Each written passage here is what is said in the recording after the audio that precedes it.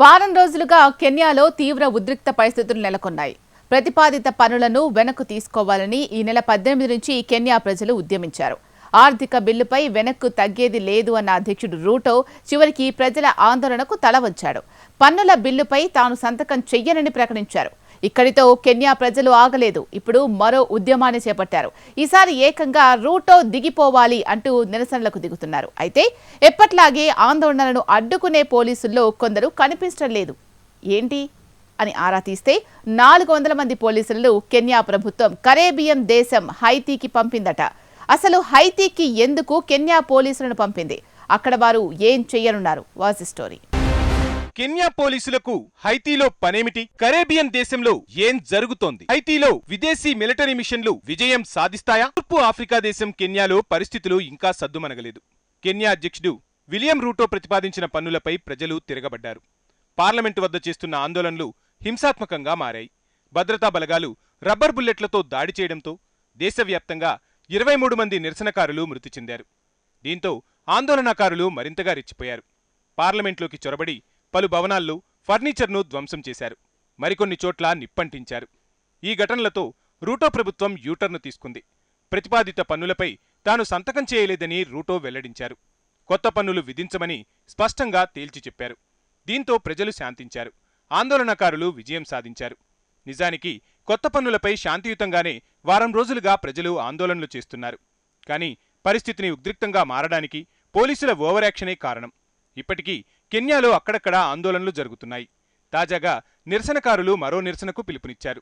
అధ్యక్షుడి భవనాన్ని ముట్టడించేందుకు సిద్ధమయ్యారు. ఎందుకంటే రూటో రాజీనామా చేయాలంటూ నిరసనకారులు డిమాండ్ చేస్తున్నారు. ఈ నిరసనలను అడ్డుకునేందుకు ఇప్పటికే కెన్యా ప్రభుత్వం మిలిటరీని దించింది. ప్రధానంగా నైరోబీలోని సెంట్రల్ డిస్టిక్లోని భద్రతను కట్టుదిట్టం చేశారు. ప్రతి చోట భద్రతా బలగాలు కనిపిస్తున్నాయి. తాజాగా దేశవ్యాప్తంగా వందలాది మంది ఆందోళనకారులను పోలీసులు అరెస్టు చేశారు. కెన్యాలో భారీగా పోలీసులను మోహరిస్తున్నా కొందరు పోలీసులు మాత్రం కనిపించడం లేదు. సుమారు 400 మంది పోలీసులు వేలాది కిలోమీటర్ల దూరంలోని కరేబియన్ దేశం హైతీలో మోహరించారు. దేశంలో ఉద్రిక్త పరిస్థితులు నెలకొన్నా వారికి మాత్రం మరో టాస్కును అధ్యక్షుడు విలియం రూటో అప్పగించారు. హైతీలోని కెన్యన్ ట్రూప్స్ను బహుళజాతి టాస్క్ ఫోర్స్కు నాయకత్వం వహించనున్నాయి. హైతీలోని గ్యాంగ్స్ అరాచకాన్ని కంట్రోల్ చేసేందుకు కెన్యన్ దళాలు పోర్ట్ ఫ్రిన్స్కు చేరుకున్నాయి.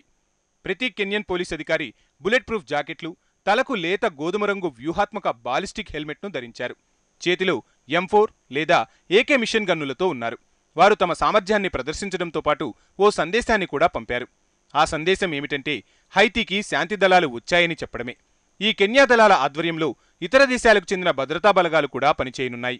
అసలు మిషన్ ఎందుకు అంటే హైతీకి భద్రతను కల్పించడమే కెన్యన్ పోలీసుల లక్ష్యం. అంతేకాకుండా కరేబియన్ దేశాన్ని ఆక్రమించిన గ్యాంగులను తరిమికొట్టనున్నారు. ఇప్పటికే హైతీలోని పలు ప్రాంతాలను అక్కడి గ్యాంగులు తమ నియంత్రణలోనికి తెచ్చుకున్నాయి. ఈ క్రమంలో హైతీ రాజధాని నగరం పోర్ట్ ఫ్రిన్స్లోని 80% భాగాన్ని గ్యాంగులు స్వాధీనం చేసుకున్నాయి. ఈ గ్యాంగులే ప్రధానమంత్రి అరియల్ హెన్రీని రాజీనామా చేయాలంటూ డిమాండ్ చేశాయి. దీంతో 4 నెలల క్రితం హైతీ ప్రధానమంత్రిగా హెన్రీ తన పదవికి రాజీనామా చేశారు. ఆ తర్వాత మరో నాయకుడికి తాత్కాలిక ప్రధాని బాధ్యతలను అప్పగించారు. ఆ వ్యక్తి పేరు గ్యారీ కోర్నిల్. తాజాగా కెన్యన్ ట్రూప్స్కు ఆయన స్వయంగా ఎయిర్పోర్టుకు వెళ్లి స్వాగతం పలికారు.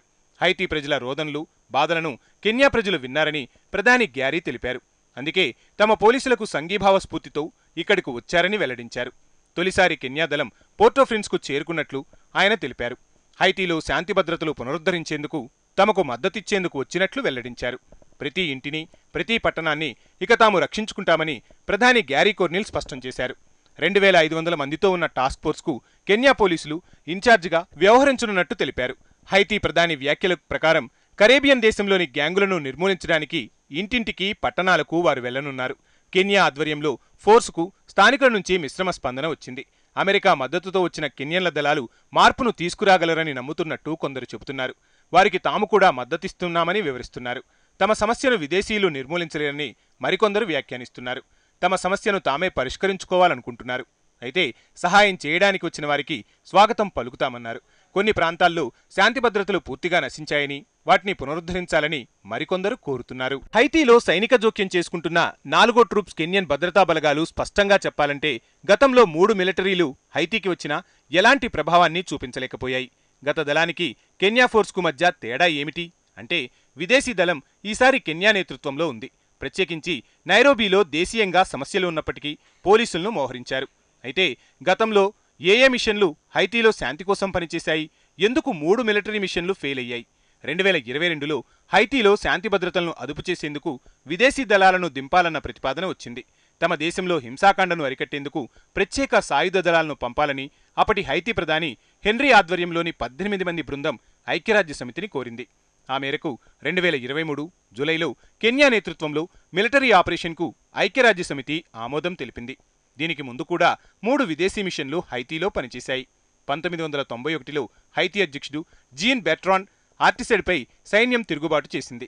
దీంతో బెట్రాన్ను తిరిగి అధికారపీఠంపై కూర్చోబెట్టడానికి అప్పటి అమెరికా ప్రెసిడెంట్ బిల్ క్లింటన్ 20,000 మంది సైన్యాన్ని పంపారు.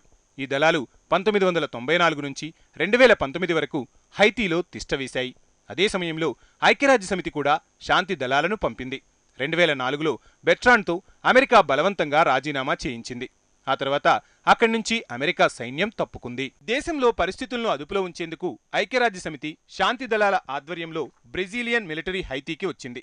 ఈ మిలిటరీ టాస్క్ ఫోర్స్ను మినుస్తా అని పిలుస్తారు. 2004 నుంచి 2017 వరకు బ్రెజిలియన్ మిలిటరీ హైతీలో కొనసాగింది. అయితే ఈ దళాలు అక్కడి మహిళలపై అత్యాచారాలకు పాల్పడినట్లు, వారిని నాశనం చేస్తున్నట్లు ఆరోపణలు వచ్చాయి. అప్పటి నుంచి కరేబియన్ దేశంలో పరిస్థితులు దిగజారాయి. ఈ మధ్య అమెరికాలోని ఆ దేశంలో 1,10,00,000 మంది జనాభా ఉన్నారు. ఈ దేశం దశాబ్దాల పాటు ఫ్రెంచ్, స్పానిష్, అమెరికన్ల పాలనలో మగ్గింది. అమెరికా ఖండంలోనే అత్యంత పేద దేశం హైతీ. ఈ దేశంలో అవినీతి రాజ్యమేలుతుంది. దేశ రాజకీయాల్లో తీవ్ర అనిశ్చితి నెలకొంది. నిరుద్యోగం కారణంగా హైతీ ప్రజలు పలు దేశాలకు వలస వెళ్తున్నారు.